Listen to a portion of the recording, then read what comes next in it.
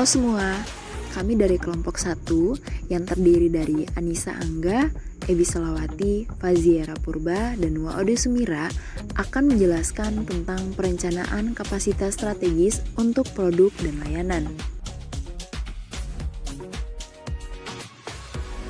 Tujuan pembelajaran. Yang pertama, pentingnya perencanaan kapasitas. Kedua, cara mendefinisikan dan mengukur kapasitas. Ketiga, penentu kapasitas efektif. Keempat, pertimbangan utama terkait dengan pengembangan alternatif kapasitas. Kelima, menjelaskan secara singkat pendekatan yang berguna untuk mengevaluasi alternatif kapasitas. Definisi kapasitas. Kapasitas mengacu pada batas atas atau beban maksimum yang bisa ditangani oleh unit operasi. Beban tersebut dapat berupa jumlah unit fisik yang dihasilkan. Unit operasi bisa berupa pabrik, departemen, mesin, toko, atau tenaga kerja. Kebutuhan kapasitas meliputi peralatan, ruang, dan keterampilan karyawan. Sasaran perencanaan kapasitas strategis adalah mencapai kesesuaian antara kemampuan pasokan organisasi jangka panjang dengan prediksi tingkat permintaan jangka panjang. Alasan organisasi terlibat dalam perencanaan kapasitas yaitu: yang pertama, perubahan permintaan.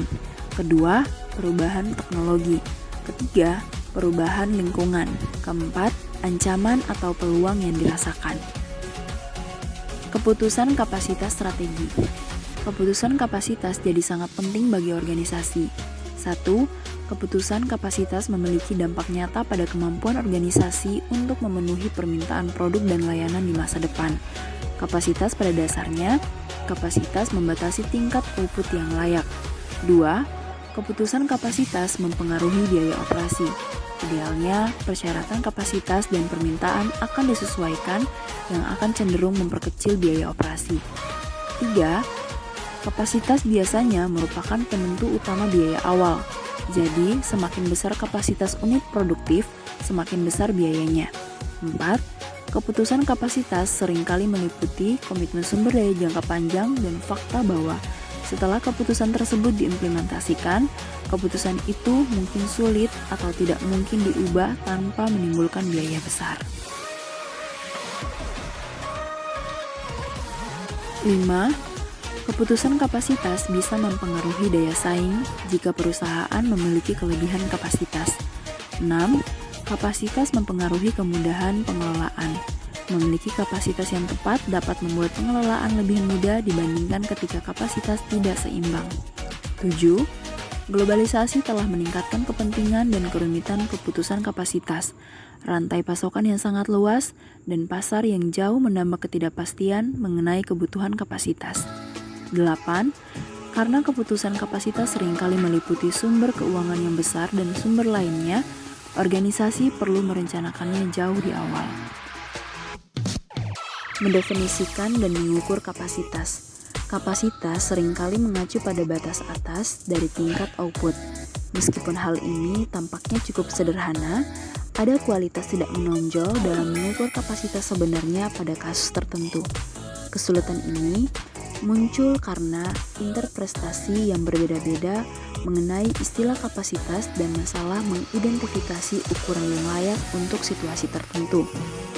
Definisi kapasitas secara fungsional antara lain: pertama, kapasitas desain, tingkat output atau kapasitas jasa maksimal yang didesain untuk operasi, proses, dan fasilitas. Kedua, kapasitas efektif. Kapasitas desain dikurangi fasilitas seperti waktu pribadi, perawatan, dan limbah. Mengukur kapasitas.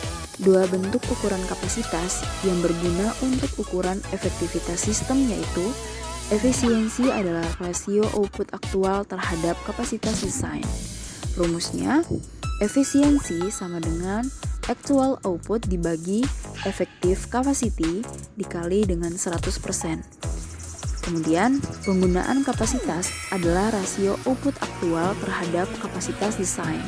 Rumusnya, utilization sama dengan actual output dibagi design capacity dikali dengan 100%. Penentu kapasitas efektif. Banyak keputusan mengenai desain sistem berdampak pada kapasitas. Antara lain, yang pertama, fasilitas. Desain fasilitas termasuk ukuran dan penyediaan untuk ekspansi, faktor-faktor lokasi seperti biaya transportasi, jarak ke pasar, penawaran tenaga kerja, sumber energi, serta ruang untuk ekspansi. Kemudian, tata letak tempat kerja seringkali menentukan seberapa lancar pekerjaan dapat dilakukan.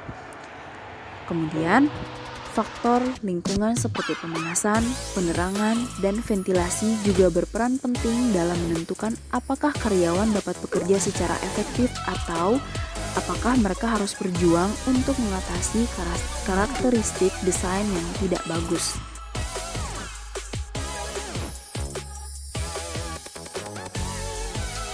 Kemudian, faktor produk dan layanan. Desain produk atau layanan dapat memiliki pengaruh luar biasa pada kapasitas. Misalnya, ketika item serupa, kemampuan sistem untuk menghasilkan item tersebut umumnya jauh lebih besar daripada ketika item berbeda-beda. Secara umum, semakin seragam output, semakin besar peluang untuk standarisasi metode dan bahan baku yang mengarah pada kapasitas lebih besar. Bauran produk atau jasa tertentu yang diserahkan juga harus dipertimbangkan ketika item yang berbeda-beda akan memiliki tingkat output yang berbeda pula.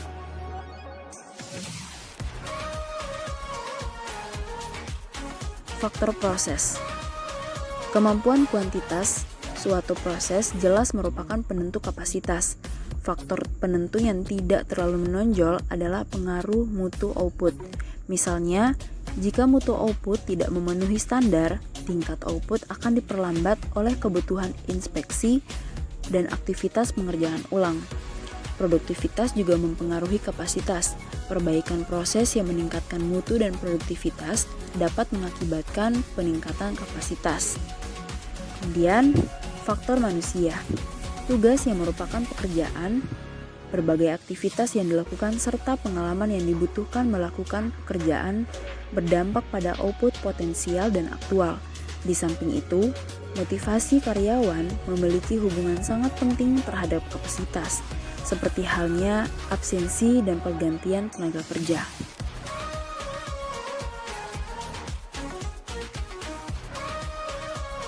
Yang kelima, faktor kebijakan. Kebijakan manajemen dapat mempengaruhi kapasitas dengan mengizinkan atau tidak mengizinkan opsi kapasitas seperti lembur atau giliran kerja kedua atau giliran kerja ketiga. Keenam, faktor operasional. Masalah penjadwalan bisa terjadi ketika organisasi memiliki perbedaan kemampuan peralatan, di antaranya berbagai alternatif peralatan dan persyaratan pekerjaan. Keputusan persediaan, pengiriman yang terlambat, persyaratan pembelian, penerimaan pembelian bahan baku dan suku cadang, pemeriksaan mutu dan prosedur pengendalian juga dapat berdampak pada kapasitas efektif.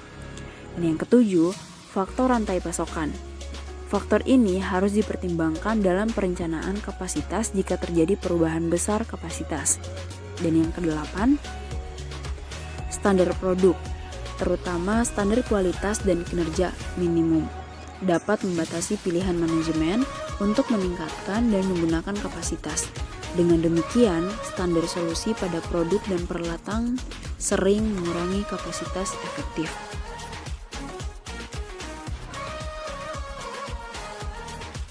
Formulasi strategi. Organisasi biasanya mendasarkan kapasitasnya pada asumsi dan prediksi pola permintaan jangka panjang, perilaku kompetitor. Strategi ini melibatkan yang pertama, tingkat pertumbuhan dan variabilitas permintaan. Kedua, biaya pembangunan dan fasilitas operasi berbagai ukuran. Ketiga, laju dan arah inovasi teknologi. Keempat, kemungkinan perilaku pesaing. Dan yang kelima, ketersediaan modal dan input lain. Keputusan penting perencanaan kapasitas berkaitan dengan jumlah kapasitas yang dibutuhkan, penentuan waktu perubahan, kebutuhan untuk melihara keseimbangan di seluruh sistem, dan tingkat fleksibilitas fasilitas dan tenaga kerja. Tahapan proses perencanaan kapasitas adalah 1. Mengestimasi kebutuhan kapasitas di masa mendatang. 2. Mengevaluasi kapasitas dan fasilitas saat ini serta mengidentifikasi kesenjangannya. 3. Mengidentifikasi alternatif untuk memenuhi kebutuhan. 4. Melakukan analisis keuangan dari setiap alternatif. 5. Menilai masalah kualitatif yang penting untuk seluruh alternatif. 6. Memilih alternatif untuk mengejar yang akan jadi alternatif terbaik dalam jangka panjang. 7. Menetapkan alternatif terpilih. Dan ke-8, memantau hasilnya. Peramalan kebutuhan kapasitas. Keputusan perencanaan kapasitas meliputi: yang pertama, pertimbangan jangka panjang berkaitan dengan seluruh tingkat kapasitas seperti ukuran fasilitas. Kebutuhan kapasitas jangka panjang memerlukan peramalan permintaan selama rentan waktu dan kemudian peramalan tersebut ke kebutuhan kapasitas. Dan yang kedua, pertimbangan jangka pendek berkaitan dengan variasi yang mungkin ada dalam kebutuhan kapasitas yang disebabkan oleh berbagai hal seperti fluktuasi permintaan musiman, acak, dan tak beraturan. Kebutuhan kapasitas jangka pendek kurang melibatkan siklus atau tren dibandingkan dengan variasi musiman dan variasi lainnya dari rata-rata. Pemrosesan. Sebuah departemen bekerja satu shift 8 jam 250 hari setahun dan memiliki 3 gambaran untuk penggunaan mesin yang saat ini sedang dipertimbangkan. Di dalam tabel terdapat produk, yaitu produk 1, 2, dan 3, kemudian permintaan tahunan 400, kemudian yang kedua 300, dan yang ketiga 700.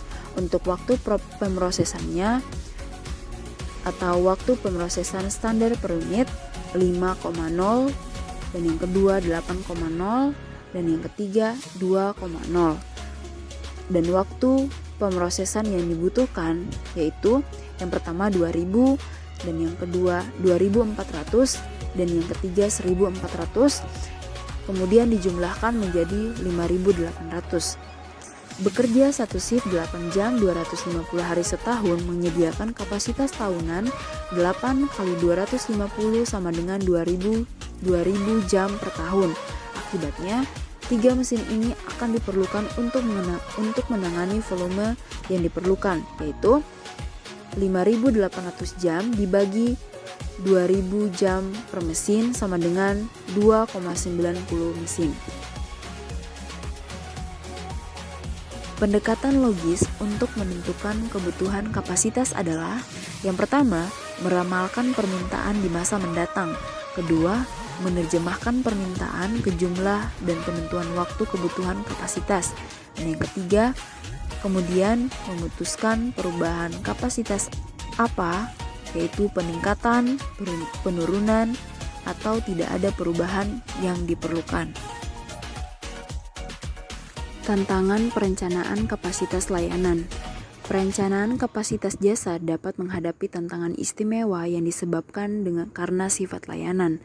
3 faktor yang sangat penting dalam perencanaan kapasitas layanan yaitu kebutuhan untuk dekat dengan pelanggan, ketidakmampuan untuk menyimpan layanan, dan tingkat perubahan permintaan. Selain itu, kapasitas harus disesuaikan dengan penentuan waktu permintaan.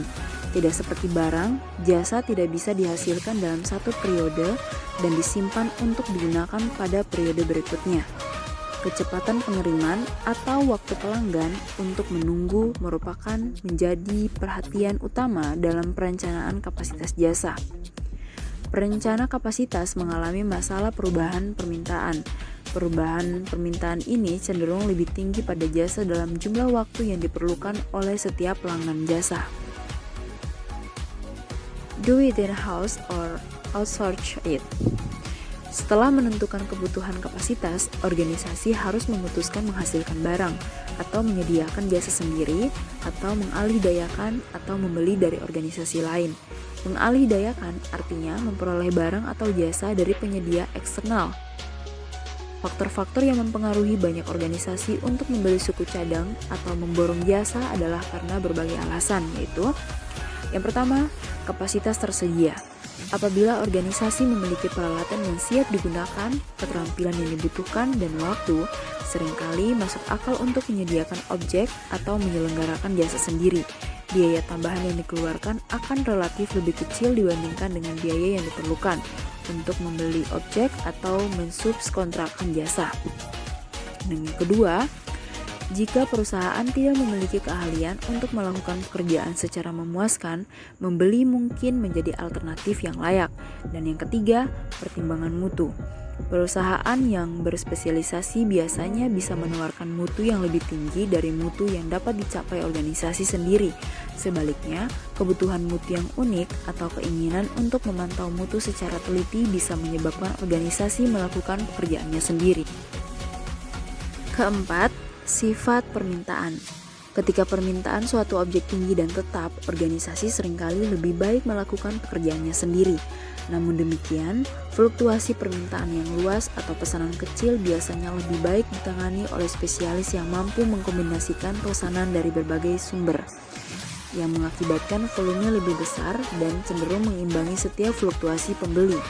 Kelima, setiap penghematan biaya yang diraih dari membeli atau membuat harus dibandingkan dengan faktor-faktor sebelumnya.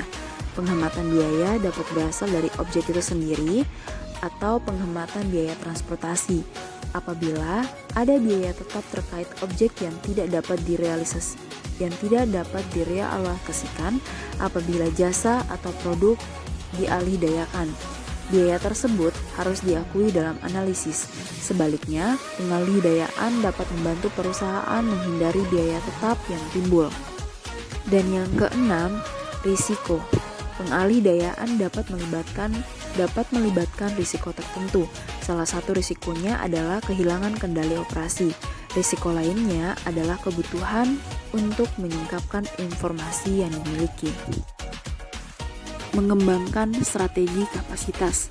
Selain perkembangan umum mengenai pengembangan alternatif, yaitu melakukan pencarian yang layak untuk kemungkinan alternatif, mempertimbangkan untuk tidak melakukan apa saja, berhati-hati untuk tidak mengabaikan faktor non-kuantitatif. Ada hal lain yang bisa dilakukan untuk meningkatkan manajemen kapasitas, yaitu yang pertama, mendesain fleksibilitas ke sistem. Sifat jangka panjang dari banyak keputusan kapasitas dan risiko yang melekat pada ramalan jangka panjang menunjukkan manfaat potensial dari mendesain sistem yang fleksibel. Pertimbangan lain dalam mendesain fleksibel mencakup kebijakan tata letak peralatan, lokasi, pemilihan peralatan, perencanaan produksi, penjadwalan, dan persediaan. Kedua, mempertimbangkan tahapan siklus hidup. Kebutuhan kapasitas seringkali terkait erat dengan tahapan siklus hidup yang dimasuki oleh produk atau jasa. Pada tahap perkenalan, kita mungkin sulit menentukan ukuran pangsa pasar akhir dari organisasi.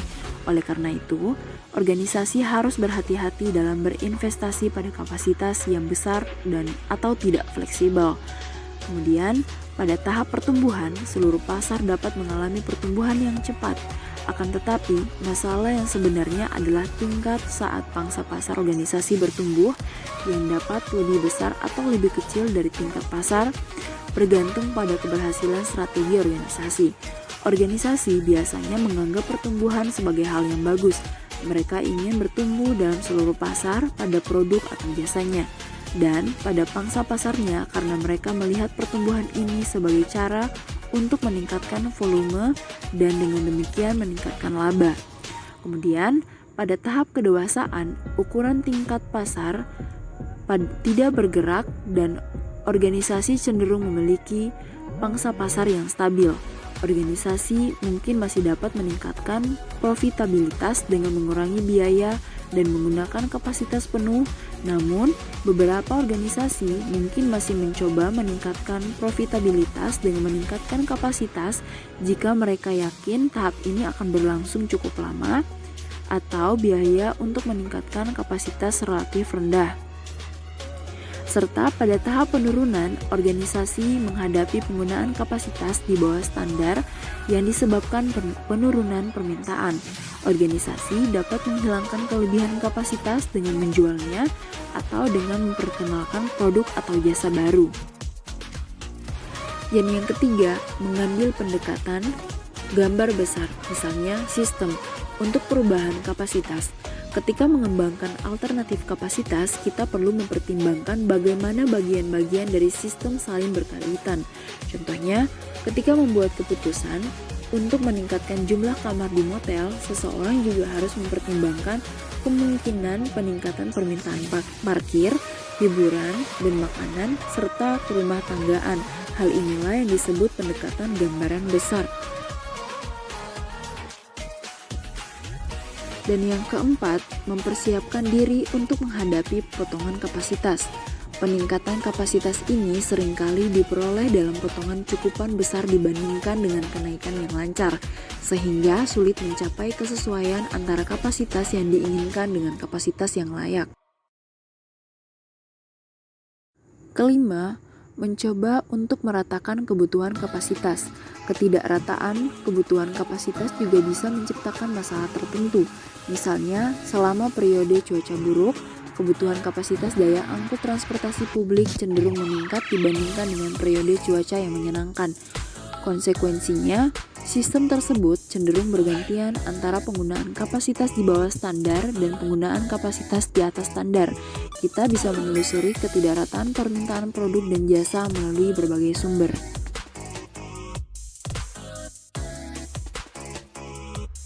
Keenam, mengidentifikasi tingkat operasi optimal. Unit produksi biasanya memiliki tingkat operasi ideal atau optimal dalam hal biaya output per unit. Di tingkat ideal, biaya per unit adalah biaya terendah untuk unit produksi. Apabila tingkat output lebih kecil dari tingkat optimal, meningkatkan tingkat output akan mengakibatkan penurunan rata-rata biaya per unit. Hal tersebut dikenal sebagai skala ekonomi.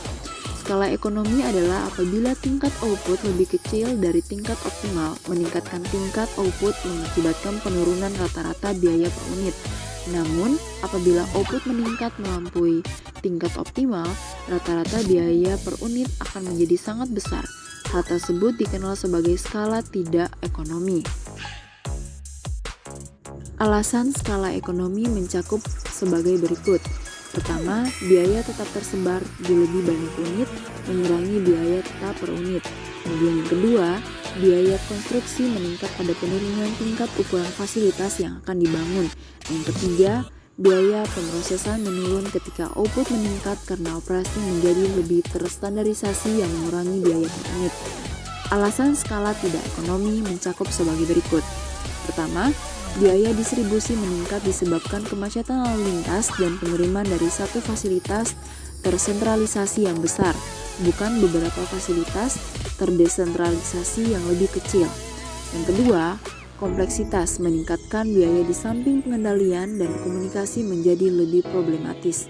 Dan yang ketiga, kekakuan dapat menjadi masalah. Keempat, tambahan tingkat birokrasi yang sudah ada memperlambat pengambilan keputusan dan persetujuan perubahan.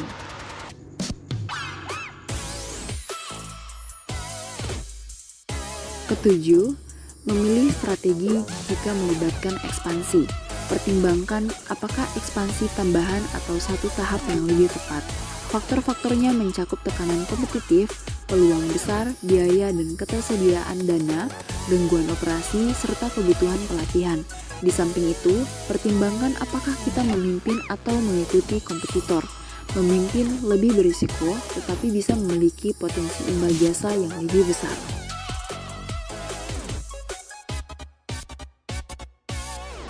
Kendala manajemen. Kendala adalah sesuatu yang membatasi kinerja suatu proses atau sistem dalam mencapai tujuannya. Manajemen kendala sering didasarkan pada karya Eli Goldratt atau teori kendala dan Ellis Craig dan H. William Detmer atau manufaktur dengan kecepatan warp. Ada 7 kategori kendala. Yang pertama, pasar. Permintaan tidak mencukupi. Kedua, sumber daya. Terlalu sedikit satu atau lebih sumber daya.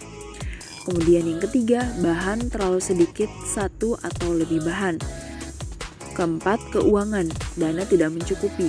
Kelima, pemasok tidak dapat diandalkan, waktu lama, dan kualitas di bawah standar. Keenam, pengetahuan atau kompetensi, pengetahuan yang dibutuhkan atau keterampilan yang hilang atau tidak lengkap. Dan yang ketujuh, kebijakan, hukum, atau peraturan mengganggu. Masalah kendala dapat diatasi dengan menggunakan 5 langkah berikut. 1. Identifikasi kendala yang paling mendesak. 2. Ubah operasi untuk mencapai manfaat maksimal. 3. Pastikan bagian lain dari proses ini mendukung kendala. Keempat, jelajahi dan evaluasi cara-cara untuk mengatasi kendala. Ini akan bergantung pada jenis kendala. Misalnya, jika permintaan terlalu rendah, iklan atau perubahan harga dapat menjadi pilihan. Jika kapasitas adalah masalah, bekerja lembur, membeli peralatan baru, dan outsourcing merupakan opsi yang memungkinkan. Jika dana tambahan diperlukan, bekerja untuk meningkatkan arus kas, meminjam, dan menerbitkan saham atau obligasi dapat menjadi pilihan. Jika pemasok bermasalah, bekerjalah dengan mereka. Temukan pemasok yang lebih diinginkan atau sumber daya. Jika pengetahuan atau keterampilan dibutuhkan, cari pelatihan atau konsultan atau outsourcing. Jika hukum atau peraturan adalah masalah, bekerja dengan anggota parlemen atau regulator dapat menjadi pilihan. Dan kelima, ulangi proses ini sampai tingkat kendala dapat diterima. Mengevaluasi alternatif. Organisasi perlu untuk menelaah alternatif kapasitas masa mendatang dari sejumlah perspektif yang berbeda-beda. Pertimbangan paling nyata adalah pertimbangan ekonomi. Yang pertama, apakah alternatif itu layak secara ekonomi? Kedua, berapa biayanya? Ketiga, seberapa cepat kita dapat memilikinya? Keempat, berapa yang akan menjadi biaya operasi dan pemeliharaannya? Kelima, berapa lama masa penggunaannya? Keenam, akankah alternatif itu sesuai dengan karyawan saat ini dan operasi saat ini? Sejumlah teknik bermanfaat untuk mengevaluasi alternatif kapasitas dari sudut pandang ekonomi. Beberapa teknik umum yang bermanfaat untuk mengevaluasi alternatif kapasitas dari sudut ekonomi ada 5, yaitu 1. Analisis biaya volume. Kedua, analisis keuangan. Ketiga, teori keputusan. Keempat, analisis teori. Dan yang kelima, simulasi. Yang pertama, analisis biaya volume. Berfokus pada hubungan antara biaya, pendapatan, dan volume output. Tujuan analisis biaya volume adalah untuk mengestimasi pendapatan organisasi berdasarkan kondisi operasi yang berbeda-beda. Analisis biaya volume khususnya berguna sebagai alat untuk membandingkan alternatif kapasitas. Penggunaan teknik analisis biaya volume membutuhkan identifikasi atas semua biaya yang berkaitan dengan produksi dari produk tertentu. Biaya-biaya ini kemudian dinamakan sebagai biaya tetap dan biaya variabel. Biaya tetap cenderung konstan tanpa memedulikan volume output, misalnya biaya sewa, pajak bumi dan bangunan, biaya peralatan, biaya alat pemanas dan pendingin, serta biaya administrasi tertentu. Biaya variabel bervariasi sesuai volume output. Komponen utama biaya variabel adalah biaya bahan baku dan biaya tenaga kerja. Analisis biaya volume dapat menjadi alat yang berguna untuk membandingkan alternatif kapasitas jika asumsi-asumsi berikut ini telah terpenuhi. Yang pertama, melibatkan satu produk. Yang kedua, segala sesuatu yang dihasilkan dapat dijual. Ketiga, biaya variabel per unitnya sama tanpa memedulikan volume. Keempat, biaya tetap tidak berubah dengan adanya perubahan volume atau perubahan bertahap. Kelima, pendapatan per unitnya sama tanpa memedulikan volume. Dan yang keenam, pendapatan per unit melebihi biaya variabel per unit. Kedua, analisis keuangan. Dua istilah penting dalam analisis keuangan adalah arus kas atau cash flow, mengacu pada selisih antara kas yang diterima dari penjualan barang atau jasa dan sumber lainnya, misalnya penjualan peralatan yang lama, dengan arus kas keluar dari tenaga kerja, bahan baku, pengeluaran tambahan, dan pajak. Kemudian nilai sekarang atau present value. dinyatakan dalam nilai saat ini dari penjumlahan semua arus kas di masa mendatang dari proposal investasi. 3 metode analisis keuangan yang paling umum digunakan adalah: pertama, metode payback adalah metode yang berfokus pada jangka waktu yang akan dibutuhkan investasi untuk mengembalikan biaya awalnya. Kedua, metode present value merangkum biaya awal investasi, mengestimasikan arus kas tahunan, dan setiap nilai sisa yang diharapkan dalam satu nilai yang disebut equivalent current value, dan mempertimbangkan nilai waktu dari uang, misalnya tingkat bunga. Dan yang ketiga, metode internal rate of return merangkum biaya awal, arus kas tahunan yang diharapkan, serta estimasi nilai sisa yang diharapkan dari usulan investasi dalam equivalent interest rate. Dengan kata lain, metode ini mengidentifikasikan tingkat pengembalian yang menyamakan estimasi pengembalian di masa mendatang dengan biaya awal.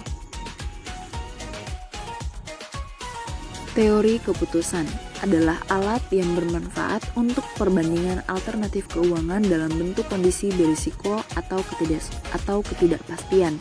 Teori keputusan ini sesuai untuk keputusan kapasitas dan berbagai keputusan lain yang harus dibuat oleh manajer.